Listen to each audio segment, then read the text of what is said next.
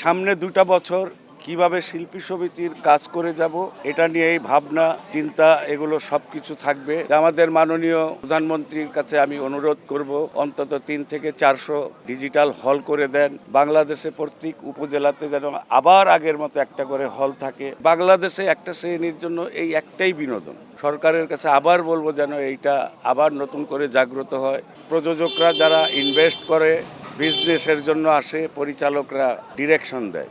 সামনে ২টা বছর কিভাবে শিল্পী সমিতির কাজ করে যাব এটা নিয়েই ভাবনা চিন্তা এগুলো সবকিছু থাকবে। এবং আমাদের মাননীয় প্রধানমন্ত্রীর কাছে আমি অনুরোধ করব সরকার থেকে যেন অন্তত ৩ থেকে ৪০০ ডিজিটাল হল করে দেন। বাংলাদেশে প্রত্যেক উপজেলাতে যেন আবার আগের মতো একটা করে হল থাকে। তখন হয় কি, হল থাকলে ছবি নির্মাণ করবে, সব হলে চলবে, বিজনেসে লস হবে না। এখন লস হচ্ছে, হল হইল 50টা, ছবি হয়ে গেছে 5 কোটি 10 কোটি টাকার, টাকা উঠবে না। পৃথিবীর সব জায়গাতে আমি ওপারেরও অনেক ছবি করেছি, তাদের প্রত্যেকটা ছবির একটা গ্রেড আছে, হাই বাজেট, লো বাজেট। এইভাবে বাজেট নির্ধারণ করে চলচ্চিত্র নির্মাণ করতে হবে। ছবি কেন দেখবে না? একটা শ্রেণীর জন্য দেখেন, অল্প কিছু টাকা নিয়ে কিন্তু ফ্যামিলি নিয়ে সিনেমা হলে গিয়ে এনজয় করতে পারে, ছবি দেখতে পারে, হলে পপকর্ন খেতে পারে, খুব বেশি টাকা লাগে না। কিন্তু ওই ফ্যামিলিটাই কিন্তু 5 স্টার হোটেল আর 3 স্টার হোটেলে ফ্যামিলিকে নিতে পারে না, প্রচুর টাকা লাগে। বাংলাদেশে একটা শ্রেণীর জন্য এই একটাই বিনোদন।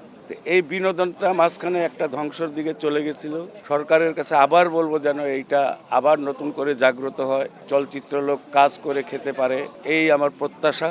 এবং প্রযোজকরা যারা ইনভেস্ট করে বিজনেসের জন্য আসে, পরিচালকরা ডিরেকশন দেয়, তাদের সাথে আমরা বসবো যেন আবার প্রযোজকরা নতুন নতুন সিনেমা ইনভেস্ট করে, পরিচালকরা বানায়, আমার শিল্পী ভাই ও বোনেরা যেন কাজ করে খেতে পারে, কার থেকে যেন হাত পাততে না হয়। কারণ শিল্পীরা হাত পাততে জানে না। যেমন দেখেন, আমি যদি কোথাও এই বয়সে চাকরির জন্য যাই, আমারও লজ্জা লাগবে, আর যে ভদ্রলোকের কাছে যাবো ওইও লজ্জা পাবে। শিল্পী হয়ে চাকরি করতে আসছে, কেউ নিবে না। আমাদের অভিনয় করেই খেতে হবে যতদিন আল্লাহ জীবিত রাখেন।